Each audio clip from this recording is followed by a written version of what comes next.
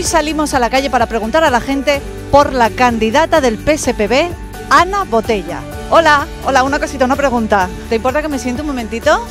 Hola, ¿te puedo hacer una preguntita? ¿Qué te parece que Ana Botella sea la próxima candidata del PSPB para las próximas elecciones del 20 de diciembre? ¿Ana Botella? ¿Cómo?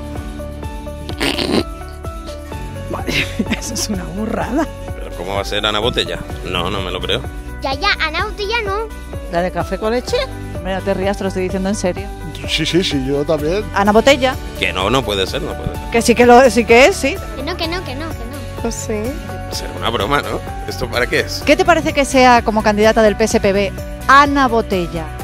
¿Cuál? ¿La de Madrid o la de Valencia? A ver, es que yo no sé si conoces a una Ana Botella que tenemos aquí en Valencia. Ah, la del PSOE. Ya sé quién dice. Vale, sí. Sí. La de aquí, la buena, sí. Una mujer que ha demostrado que es capaz para estar en el gobierno y para representarnos a todos. No hacía amor preparado, ¿no? Es así. Eso ya es otra cosa. Y hay que apoyarla. ¿La vas a apoyar tú? Hombre, por supuesto. Y la de aquí sí. Está muy bien que encabece la lista una mujer. No hacía muy interesante, como a mínim això.